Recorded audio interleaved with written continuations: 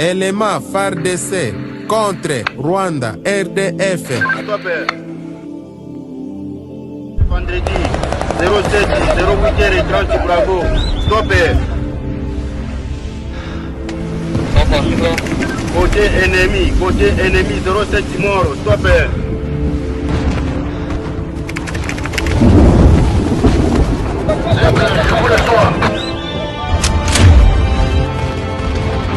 À couvert! Message de reçu s'il vous plaît. Exécution en cours. Barunyonyi Bunagana Bawapi Tokonyatango. De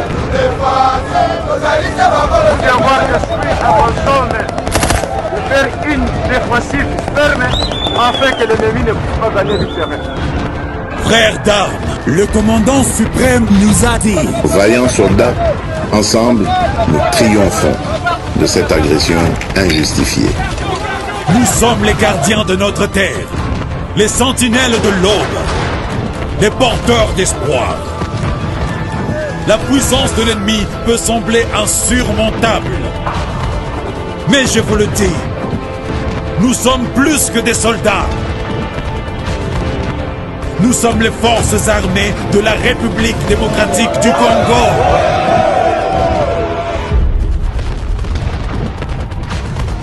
Nous sommes des poètes de la résistance. Nous portons en nous la lumière de l'éveil. Mon père, avant de mourir, m'a murmuré ces mots. Quelle que soit l'ampleur du cauchemar, elle ne peut rivaliser avec la puissance de l'éveil. La force du cauchemar est réelle. Mais elle ne peut pas éteindre la flamme qui brûle en nous. Nos balles sont des mots. Nos cris sont des poèmes. Chaque coup de feu est une strophe dans l'épopée de notre liberté. Chaque brin d'herbe ici en République démocratique du Congo porte en lui la mémoire du peuple congolais. L'ennemi peut avoir des chars, des avions, mais ils n'ont pas notre âme. Bendele et Koyate, tout pour la patrie, tout pour la patrie. Défendons notre pays. Embrassez-vous. Cette guerre, nous allons la gagner.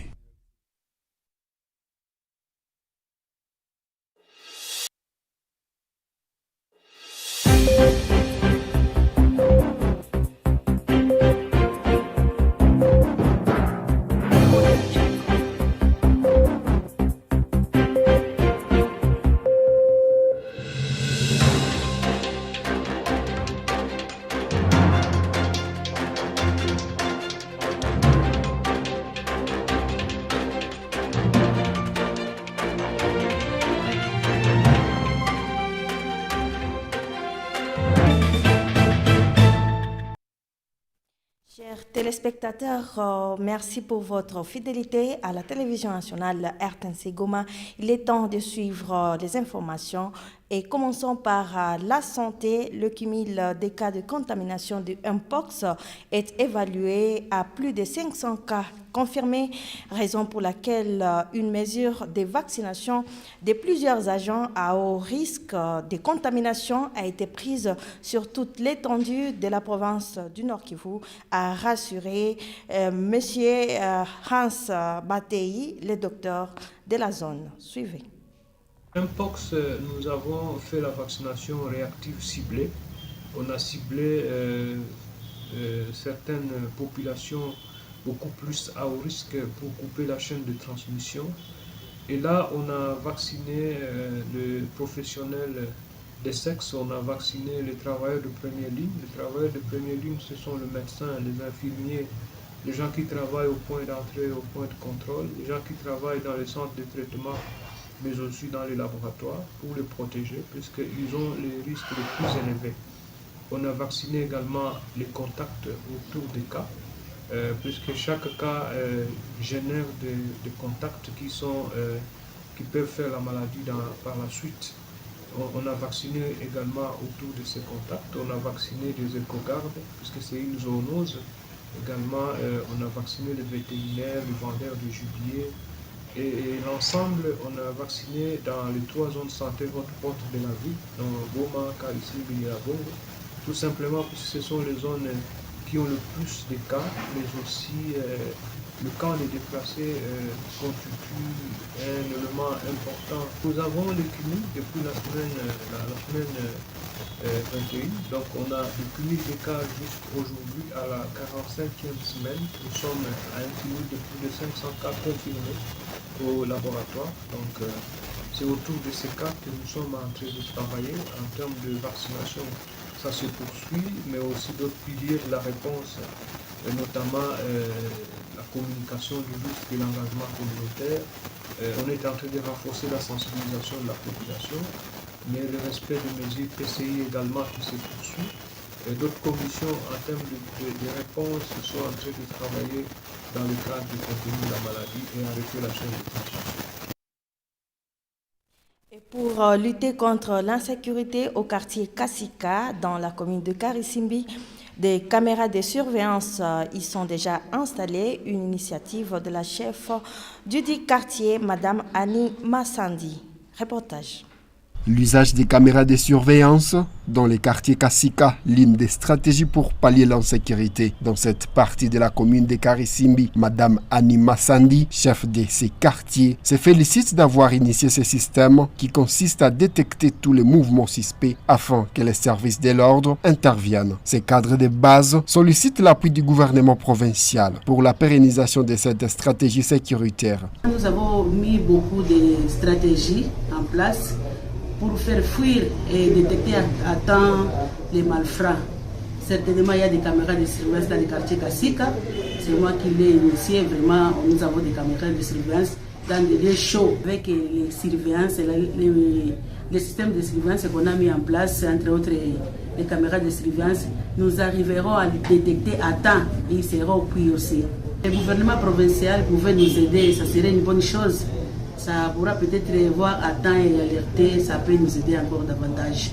La chef de quartier Kasika décourage cependant le fait de barricader les artères par les jeunes qui se disent vouloir limiter la circulation des bandits armés dans différentes avenues. Madame Annie Massandi précise que cette pratique empêche plutôt l'intervention des services de l'ordre en cas de besoin. Pour cette pratique-là, on avait jugé que ce n'était pas une bonne pour la sécurité. C'est comme s'ils suspectaient les gens qui venaient voler, arriver avec des véhicules. Mais à un certain moment, on s'était rendu compte que le fait de barricader des routes causait beaucoup de dégâts. Il y avait beaucoup de conséquences, entre autres. Il y avait des malades qui voulaient même aller à l'hôpital la nuit. Et les ambulances arrivaient, il manquait où passer. Il y a aussi parfois les camions anti-incendie qui intervenaient la nuit et ça manquait où passer aussi. Et parfois, les gens allaient même à la fête. Arrivaient la nuit avec les véhicules, ils trouvaient que la route était déjà barricadée. Il manquait aussi par où passer. Une bonne pratique, parce que ça nous mettait déjà, ça nous enclavait déjà. On avait découragé les jeunes à ne pas barricader la route. Par contre, de chercher d'autres manières, d'autres stratégies, et comment faire la sécurité. Sinon, barricader la route ne peut pas vraiment résoudre les problèmes de la sécurité. Il faut dire que certains quartiers de la ville de Goma observent actuellement un calme grâce à la collaboration entre les habitants et les services de l'ordre. Début des travaux de réhabilitation des chaussées depuis le mercredi 6 novembre dernier. C'est dans le cadre de lutter contre la dégradation très avancée de ces dernières. Rigobert Bazongo, reportage. Lutte contre la dégradation très avancée des chaussées en ville de Goma. Les travaux y afférents ont débuté le mercredi 6 novembre 2024. Les endroits ciblés en premier sont notamment l'avenue Cécilka où les eaux stagnent pendant la saison pluvieuse, au quartier Keshiro et au quartier Majengo, précisément au lieu connu sous l'appellation de Vision 2020. Cette situation de dégradation est survenue par manque d'ouvrages et d'assainissement, a révélé l'ingénieur Timothée Soumaïli, directeur provincial de l'OVD, au Nord Kivu, office voirie et drainage, qui exécute les travaux. Il sera question, a-t-il souligné, de réaliser une chaussée rigide. La voirie de Goma est en train de connaître plusieurs sortes de dégradation. surtout par manque d'ouvrages d'assainissement. Plusieurs endroits sont dégradés. Et aujourd'hui, ici là nous sommes sur l'avenue, c'est le cas, où la chaussée est dégradée sur une distance de plus de 50 mètres.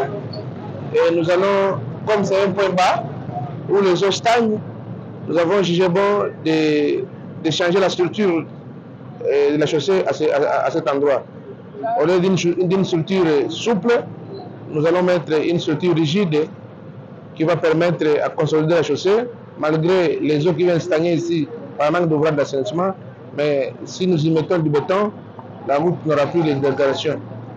Nous sommes également sur l'avenue Kibarabara et à la place qu'on appelle Vision 2020. Là également, nous avons une chaussée dégradée sur une distance d'environ 100 mètres. Là également, nous allons mettre une chaussée rigide afin de permettre à la population de circuler aisément. À noter que cet entretien va permettre une circulation aisée sur la chaussée et les travaux vont durer au plus 60 jours. Parlant du leadership féminin, la gestion de la chose publique n'est pas seulement pour les hommes. Les femmes peuvent également devenir des responsables. C'est ce que soutient Madame Françoise Namunganga, chef du quartier Kéchéro en commune de Goma. Cette femme leader s'est dit être dans ses capacités lors de l'exercice de ses fonctions. Suivez. Ile tala tulikuwa nayo ya kuzaa, unachunga watoto, vile vile unachunga nyumba.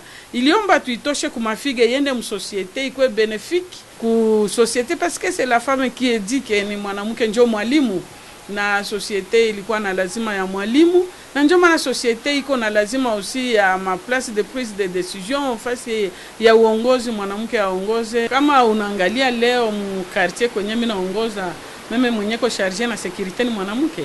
En service de renseignement gomadeni mwanamke, tuko na ba chef de cellule banamuke, tuko na ba nyumba kumi banamuke. En tout cas, depuis niko chef de quartier nisha promouvoir à 30% banamuke. Tudi mwanamke naye ayue kama anapaswa kuchangia participation yake mu societe ni ya lazima sana. Leo liona kuonesha kama ule mwanamke mwenye anaprendre disposition ya sécurité ya santé kwake ana nguvu tena ya kutransmettre mu population. Na ndio maana tunafundisha wamama kukuwa modele parce que aussi kukuwa mwanamke mwenye uko kiongozi naomba kukuwa modele. Na ile sa uko modele population itakukruare, societe itakukruare. Tunawafunza kutoka mwa ile ignorance, mwa ile kutokujielewa yenye ilikuwa inasumbua wamama, ni kutokujielewa na jiuliza eske na mimi ninaweza kuweza sababu ya mila yake na desturi. Lakini kwa leo wanamke banajiansortir, wanasema na mimi ninaweza kuweza kwa namna meme ya kusaidia papa. Ukaangalia mahali meme ya sécurité ni mwanamke ana contribuer sana parce que yeye anaedike na baba, anaedike na mtoto wake. Toujours au quartier Kéchéro, la mobilisation sur l'assainissement du quartier Kéchéro évolue positivement. Cette affirmation est de Madame Françoise Namunganga, chef du quartier. Les habitants ont pris conscience sur l'utilité d'assainir leur entité, comme nous l'explique ici Madame Françoise Namunganga. La population tulikuwa haikuwa na ile habitude ya salon, lakini tunaendelea kuimobilize sana parce que assainissement ni maisha. Kama hakuna sécurité, iko nayo insécurité sanitaire, il faut tunatafuta namna kutafuta usalama wa afya. Na ndio maana tunamobilize sana juu ya kesho ya assainissement. Na assainissement inatembea parce que ukaona leo population iko tellement mobilisée, utafika kwenye bako na tunatia mapi perdi, tunakanalize mai, tunafungula mifereji yenye ko deja bouché. Donc ba mama tena leo ile ya kutuma batoto bende batupe buchafu kubarabara, hapana, tunabaedike. Tunafika msosiete, tunabaedike, tunaambia kama ni lazima usafi ni sawa usalama. Meme ukatembea tu kidogo mbarabara, hautaona mtu anakunywa hata sikre nani ji aitupe, hapana. Meme mwenye ko pembeni atamwambia hapana, hii kitu deja tusha inakataziwa. Na ndio maana meme ba autorité bali organiser note circulaire barua ya kuonesha kama tunaipana kwa population kama haiko mzuri kutupa masashe, kutupa machupa, kutupa mabuchafu mumakanivo, haiko mzuri. Watu yote wanapaswa contribue, na njoo utatukuta chaque samedi, haiko kusema haiko siku ya kazi, chaque samedi mimi niko naona njoo siku ya kazi sana, parce tuko kutere sana kwa kuangalia koma salongo ziko nafanyika, kuangalia kila mtu koma anajikomporte, iko na toilette, est-ce que namna ya environnement kulupango yake, est-ce que ina répondre tout ça. Donc assainissement iko activité yenye iko en cours, iko mobilisation kabisa yenye hatutanyamanza mpaka sasa tuweze fanya quartier tukuwa safi.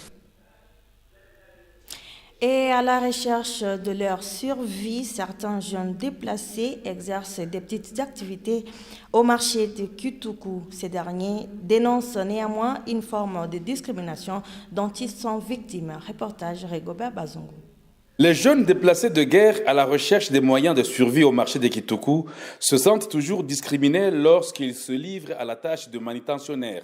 Selon eux, la maudite somme d'argent qu'ils reçoivent après avoir transporté un régime de bananes leur permet de répondre à quelques besoins élémentaires vitaux. Ils ne sont pas facilement acceptés et tolérés par les manutentionnaires locaux trouvés sur place, car étant déjà regroupés dans une structure organisée. Ainsi, ils se butent au problème d'intégration à la suite de leur situation de vulnérabilité. Make kutunafika humu saa mtu anakuita kama ni bosi mwanauza kitika anakuita wewe kwa nibebea wauma direct anakuya anasema ase huyu ni mkimbizi hana droit ya kutumika mwa hii soko make na si tunasikia nifo ase kama unapata mzigo ye mkwe napata makuta asiye tuzibapatie. Mie kwa mara kwanza nilifika humu watu wananikimbia hapo aseme kama huyu auza jire huyu hawezi kuwa wa kutumika humu msoko. Kisha na mimi nikawaambia mbone sio tuko wakimbizi wa mpya. Jua nini mko natukimbia hapo? Wanasema seme wewe hawezi kwa juu. Unyie hamwe auza zile majire zetu. Ni tuko na lomba sio tuko wakimbizi. Kwa juu tunaweza omba wasimamizi wa kusimamia wakimbizi wanatuambia aseme kama kuko mnapata kazi na sisi tutawasemea. Kwa hiyo hapa msoko tuko na kwa tafuta lasio. Sisi tunapenda hivi vyote viishe, tunapenda guvernema yetu vita wapigane vita ishe turudie kwetu juu tunateseka. Na kupata mzigo huko napata mzigo. Mwenye iko na jirani anasema saa hawezi tosha mzigo hapa kujua hauna jire.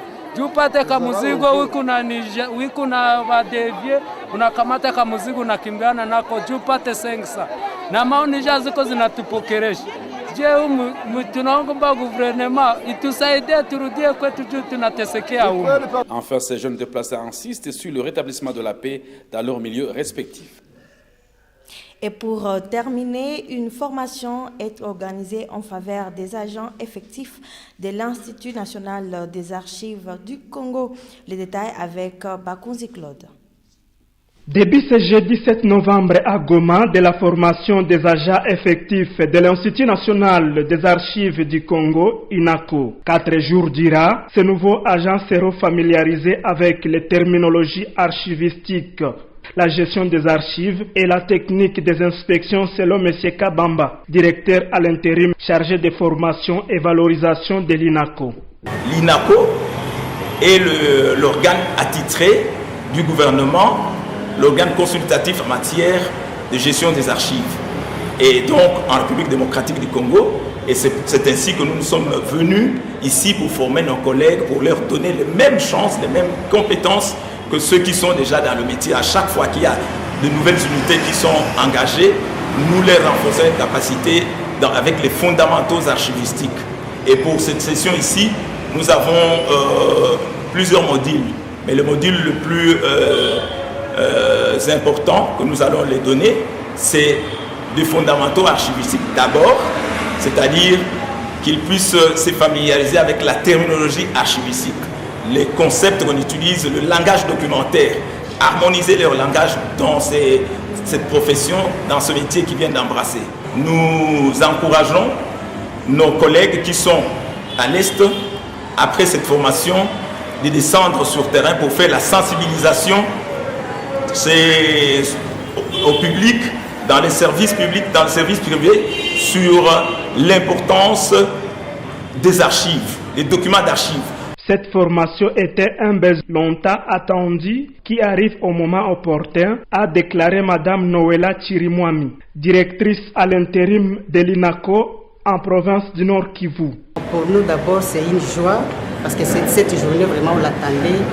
Nous sommes une institution publique comme on vient de le dire, nouvellement encore installée. Alors c'est pour nous vraiment une joie immense parce qu'on attendait très longtemps pour que cette formation puisse avoir lieu. Et aujourd'hui, bienvenue. Et ils sont là parce qu'on les attendait et bien sûr ils sont là.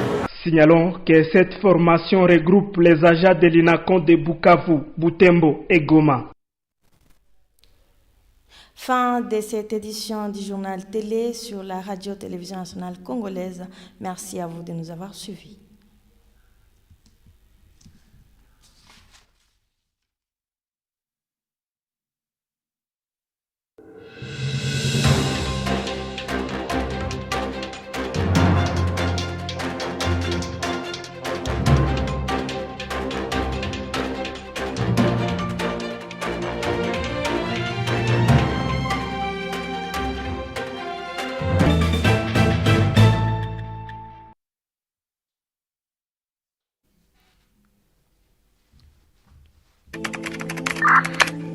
Élément FARDC contre Rwanda RDF. Vendredi 07 08h30 Bravo. Stop. Côté ennemi 07 Moro. Stop.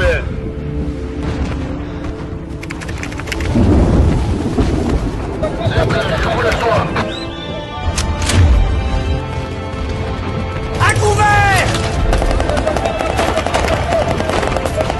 Message bien reçu, exécution en cours. Barunyonyi bunagana kwa wapi tokonya tango.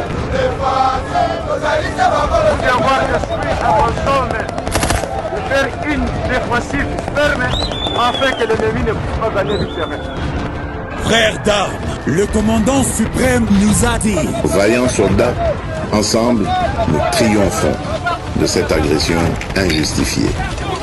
Nous sommes les gardiens de notre terre, les sentinelles de l'aube, les porteurs d'espoir.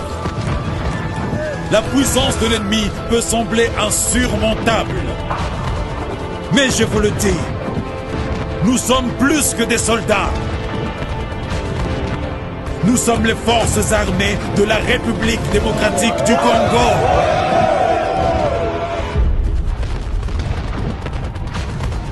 Nous sommes des poètes de la résistance. Nous portons en nous la lumière de l'éveil. Mon père, avant de mourir, m'a murmuré ces mots. Quelle que soit l'ampleur du cauchemar, elle ne peut rivaliser avec la puissance de l'éveil. La force du cauchemar est réelle. Mais elle ne peut pas éteindre la flamme qui brûle en nous. Nos balles sont des mots. Nos cris sont des poèmes. Chaque coup de feu est une strophe dans l'épopée de notre liberté. Chaque brin d'herbe ici en République démocratique du Congo porte en lui la mémoire du peuple congolais. L'ennemi peut avoir des chars, des avions, mais ils n'ont pas notre âme. Bendele et Koyate, tout pour la patrie, tout pour la patrie. Défendons notre pays. Emplacez-vous. Cette guerre, nous allons la gagner.